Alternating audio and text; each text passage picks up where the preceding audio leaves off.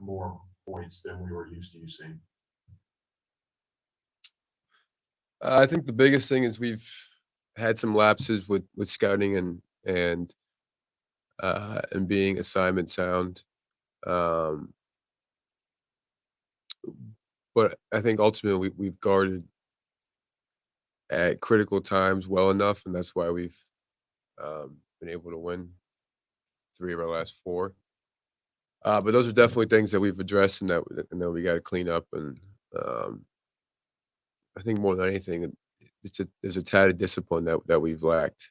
Um, if that's meant getting over a screen a certain way to avoid giving up a shot to a capable shot maker, or rotating a certain way on defense. There's just been a few lapses each game where I think you take away 4 or 5 baskets, which could be 8, 12, 10 points. I think we'd be having a different conversation now. But they're definitely correctable things, and I think we've showed all year that we've been pretty good on defense. So we just got to tighten up on a couple things.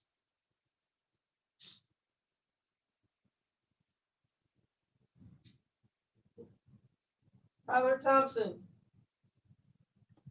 So Kellan, as one of the veterans on this team, it's easy to look ahead to the SEC tournament, the NCAA tournament, but Ford is a bubble team. They still have a chance to make the NCAA tournament, especially if they beat you all.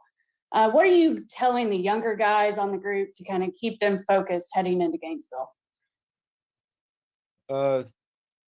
We all understand that.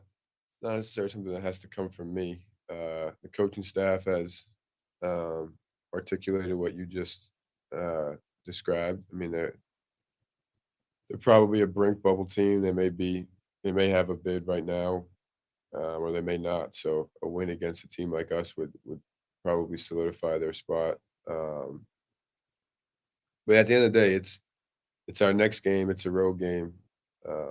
It's a season finale for the whole SEC. So everybody's going to give each team their best shot, and we expect no less, especially since we're coming to town. So I think it's important to consider, but we can't get lost in that. We have to go and execute our game plan and be ready for a challenging road game.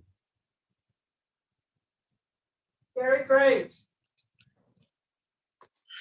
Yeah, in terms of, I guess, your impact on this roster, your influence as one of the senior guys, what have you really tried to do with some of your new teammates when you came in, and how has Oscar kind of helped that process, by his presence?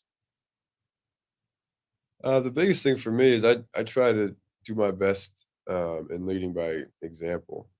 I'm not overly vocal, but I definitely have, in huddles, in the games, and as we're leaving timeouts, I'll try to input my 2 cents if I think it's imperative to the game at the time. I'm not just wasting energy, but the biggest thing for me is I think, like I've mentioned, I think there is a respect for me and an appreciation for my experience in college, and I think it's up to me to do right by that and lead by example. And Oscar is very similar in that fashion. Just his effort and how hard he plays. It's easy to migrate towards his energy and his leadership. So I think that's been the biggest thing for the two of us and for most of our team. Jerry Tipton. Yeah, Kellan, Coach Cal and some of the players talk about you guys being the Super Bowl game for the other team, which I imagine it'll be tomorrow too. How challenging is it to play 20-some Super Bowls in a season? I'd say it's definitely unique to playing at Kentucky, and but that's just a part of the grind of playing in the SEC and going on the road. And I think for the most part, we cherish it, and we're excited about a challenging opportunity every time it presents itself to us. So, like I said earlier, tomorrow will be no different, and we'll be ready for it and prepared. How much do you think that could help you guys in the NCAA tournament when every game is for everybody? And the SEC. So after Saturday, it's you win or you go home. So the stakes are going to be high, regardless of whether Kentucky is the opponent or not. But we definitely understand there's a little added hype and excitement whenever a team plays us and they can knock us off. So I think the experience of playing in the SEC and what would that be? Was it 9 road games, right? 9 road games will prepare us well. Chris Ellis? Hey, Kellan, hope you're doing well. If you look back and in this season, how this team helped you to be a better player, and about your shooting ability, how it helped you to be the real Kellan Grady from your perspective so far and what you see so far in the season? How has this season helped me become a better Yes. player? Yes. I mean, I think for starters, playing in arguably the best conference in the country and having some success doing it, I think has helped my overall game and has definitely helped me become a better player. And then playing on a really good team and having the pressure of every game being a big game, home or away. And you know, we've had some really big wins where I've been on the court for a lot of it. So I think just the overall experience at being at Kentucky and playing through the season, I think has helped me. And the pressure that everybody get that you have about the games, about wins, how do you deal with that pressure? I'm not sure there's a exact way that we all deal with it, but I mean, there's a level of getting used to it, and it's all about keeping things in perspective. I think. I mean, at the end of the day, those big games are our next game on the schedule, and we approach every game. And we try to approach every game with the same level of concentration and with an end goal in mind, which is to win the game. So I think our coaches do a good job channeling outside noise. We always talk about avoiding the clutter and keeping the main thing, which is playing for Kentucky and playing for our fans and trying to stay focused on that. Larry Vaughn?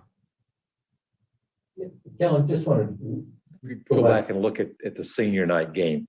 Looked like you got kind of emotional a time or two early in the game, after the game and all. So just looking back, what was that like for you and your family? So I keep hearing these rumors that I teared up or that I may have shed a few, which did not happen. But I mean, it was definitely an exciting night and amazing to be with my parents and to play in front of Rupp one last time. So I guess the natural emotions that come with an experience like that and a senior night, and just seeing our home crowd appreciate both Davion and me was special. But I had to refute the rumors of me tearing up. Even though there might be some pictures that would suggest that. Yeah, I'd like to see them. So if you let Deb get a hold of those. A few people have asked me that, some of my friends, but I'm denying it. Thanks. Any other questions for Kellan? If not, we'll let him go and get Coach Calipari in here. Thank you all so much. Thanks, guys.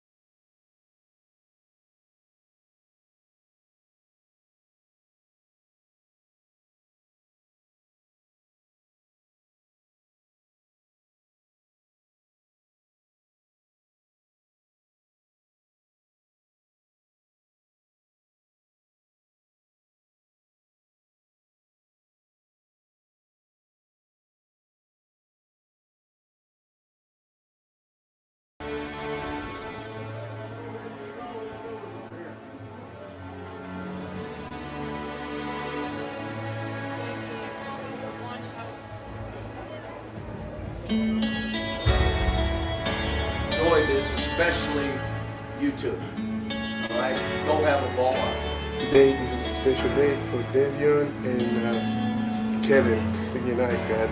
We ask you to protect us. Welcome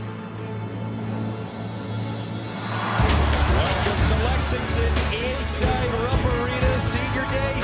Back to normal these days. Kellan Grady and Davion Vince, the seniors, they get their authentic send-off in their final games in this cathedral. One more time for our 2022 senior class. Emotions of senior night, they can mess with you. If you're Kentucky, you got to overcome that right now because you got two tremendous seniors in Vince and Grady that have been honored. You're a heavy favorite in this ball game against Ole Miss, but Ole Miss is a dangerous team. This is Kellan Grady, high off the glass, and you get to the rim as well. Meanwhile, Xavier Wheeler, watch the rim, that's down. And shot it with confidence.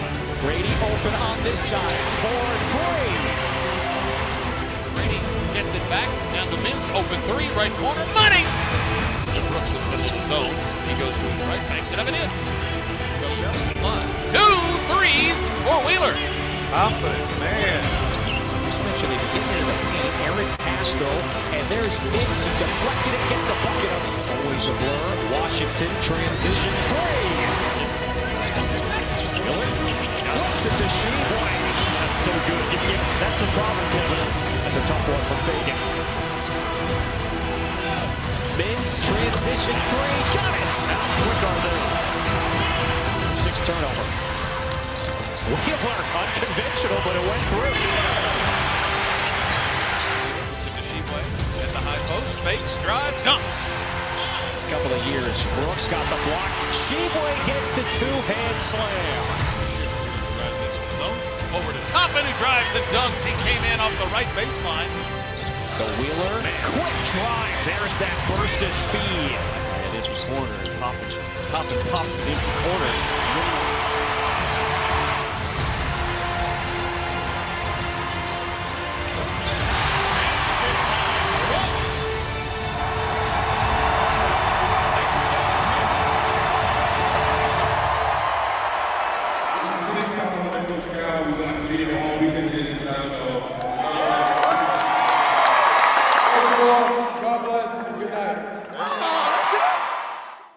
We'll get it done. Looking forward to meeting, and I'm on my way. We'll try and get there. We'll get it done. Looking forward to meeting, and I'm on my way. We'll try and get there as quick as we can. Thanks so much. All the best. Go Cats.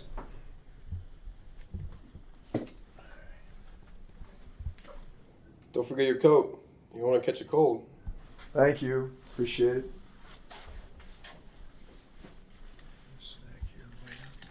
Hold on, Mr. Barnhart. Grab the banana. Don't go back to your New Year's resolution quite yet. All right.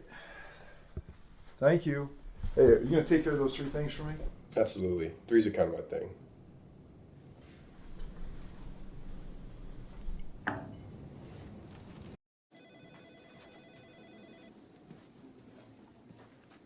Hey, does anyone in here have change for the vending machine?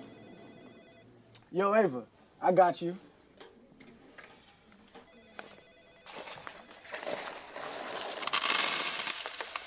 $70, $80, $90, and $1. Awesome, thank you. You're welcome.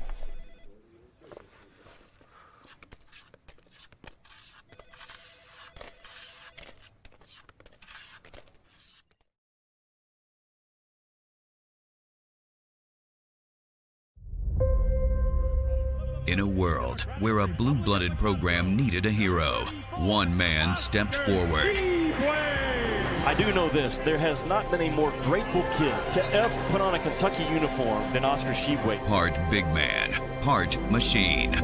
Loved by BBN. Sheboy getting the round of applause from the folks here in Kentucky. Feared by opponents. What a difference Oscar Sheboy makes when he's on the floor. Grabbing every rebound. This is the best rebounder I've ever seen in this league. Blocking countless shots. Rather, he's a force around the rim. Projecting faith and joy. He's inspiring them through faith and determination.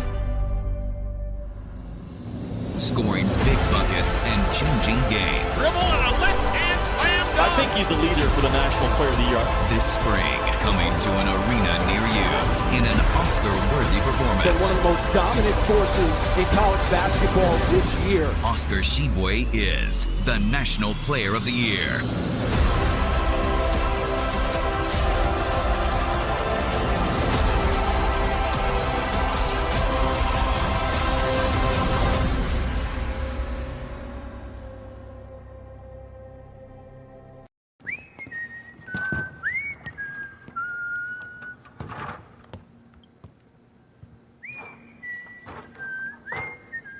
Hey man, what's Oscar doing? He's cleaning the glass, bro. What are you talking about? How often does he do that? Like 15, 20 times a day. Hmm. I'm finishing up.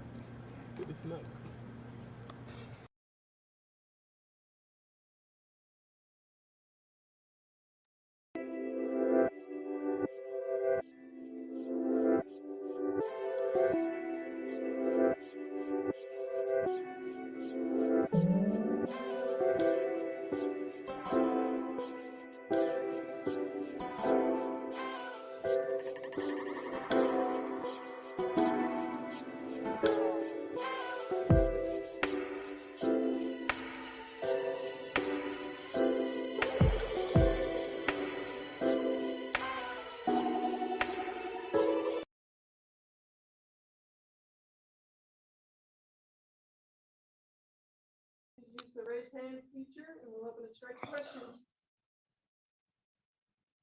John Hale, go ahead.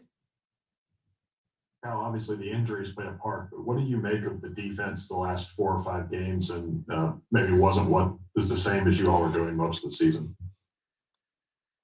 People are breaking us down a little bit on the bounce, and we're not covering it as well. And it's at a couple positions. And the great thing about this game is if you have a weakness out there, the other team's going to exploit it. So we're working on individuals and we're working on some team stuff. But I come back to this to you guys. The teams we're playing right now in this league, I don't understand why we're not talking to 8 teams in our league, including Florida, who beat Auburn. They're 500 in your league, or they're one. What? Well, what does that mean? Well, in another league, wait a minute, we're the best league. Then no one should get a 500 team in. Why would that be? I mean, Florida beat Ohio State. So I don't get all this, but the teams we're playing are really good, which is why I come back to 75 to 80 points. You score 75 to 80, even if we struggle some defensively, that should be enough. The whole point of this is winning.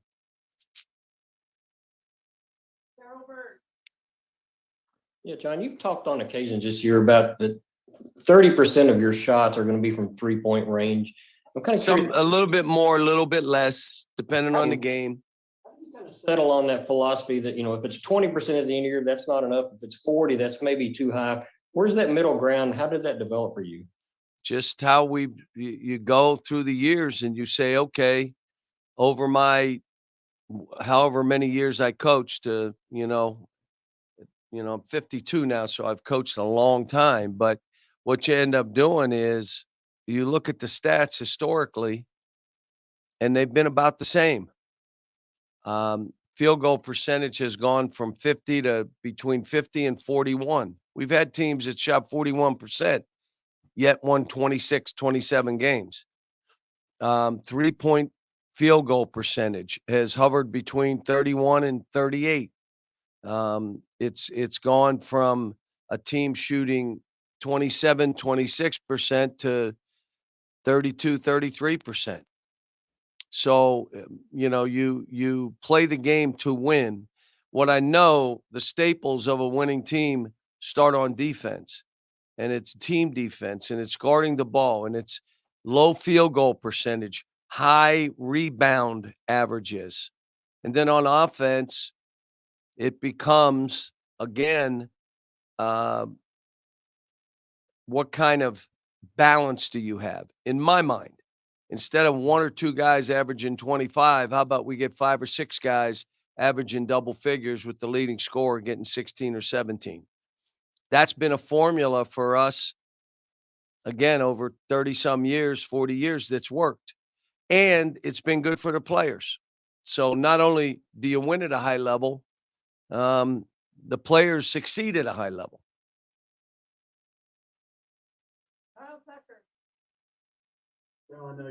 Talked about you don't want an alibi for anybody, so excuses, but how much do you think just sort of the continuity getting the fact that your two best perimeter defenders were in and out for a couple games disrupted sort of the what you had going most of the season defense?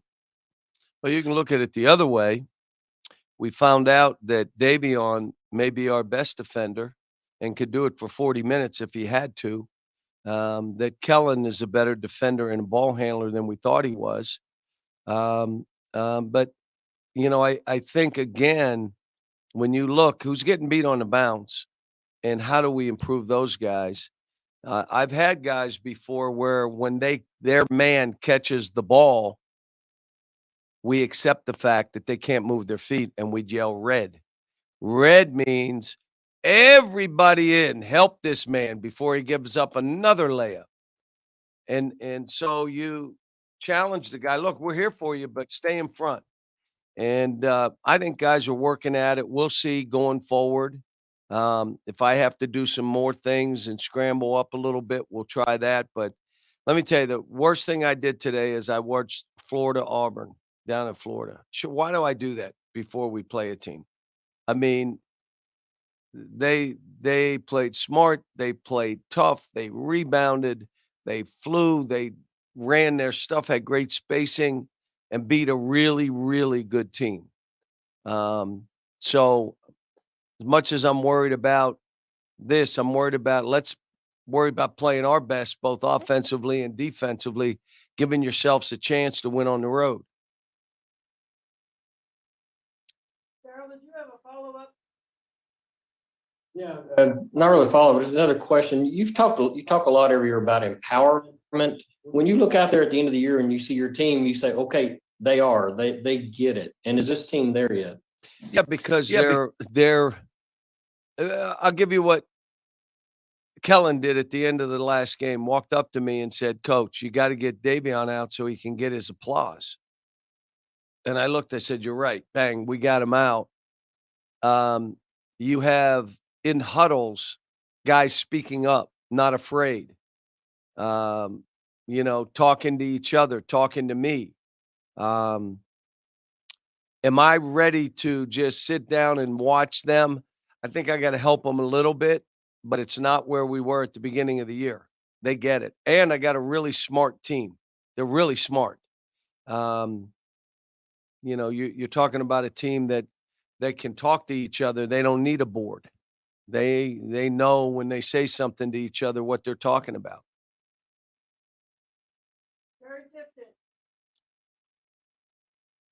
You talk about every game being a Super Bowl for the opponent, and I've asked some of the other people, how challenging is that for your guys to play 20-some Super Bowls in a season? Well, it's hard, but let me say this. What's more rewarding knowing you're getting the other team's best and you still win? And I'll say this, the second thing it does, we know when another team plays their best how we have to play because we've done it all year. And I believe it gets us ready for March. And teams play well in our building. It's a big game to come to Rupp. I mean, come on now. You're talking Mississippi, and you're telling me they're the 12th best team in our league? Well, then how good is our league? They got a 7-footer. They had a guard that scored 25, and they got 2 players out that are injured. I mean, I come back to it just disappoints me when I'm not hearing they should get 8 teams in. They should have 8 teams. And there's, you know, well, what about, okay, if we're the best league, forget about all this, well, conference this and that. We're the best league. That's what should be happening. And I'm anxious to see our top 4 teams. Are they all in different regions? They should be. Why wouldn't they be in a different region? All 4 of the top teams. And so He had 3 of the top 4 in the same region. no, that's what, and then everybody's got a question. Are these a bunch of guys with cigars in a room smoking, saying this is what we're going to do to this, and we're going to do this and this? That's why I keep saying the transparency, where we pushed, give us the top 16 teams early. So if someone wins out, you can't say, yeah, they moved down. Can't do it. You've already given it. But there's other things in this. When your league is the best league, your top 4 teams should be in different regions. It's a given. Do it. No question. And so, like I said, our top 4 teams, wow. Are they good? And are they playing well? And then there's us. We're like hanging out. Like, what are we right now? Being injured, playing this, going on the road, having our chances. They call it the luck factor. There was a matrix put out about different stuff, and we're in that far corner. We're not at home and not on the road. And then there's other teams on the road. I mean, there's all kind of interesting things out there, not from fan websites, but that talk about it. Now, all I'm saying to my team, everything I've done all year is to prepare you for March. You won't believe this. We're in March right now. Let's see what happens. Hard game down there now. Always is a hard game. Mike's done a great job with his team. They're going to be prepared. The things we hurt them with up here, I promise you, we won't hurt them with down there. You won't believe this. They watch tape too. And so it'll be, but why should they have to beat us to get in? I think that's a bunch of crap. I do.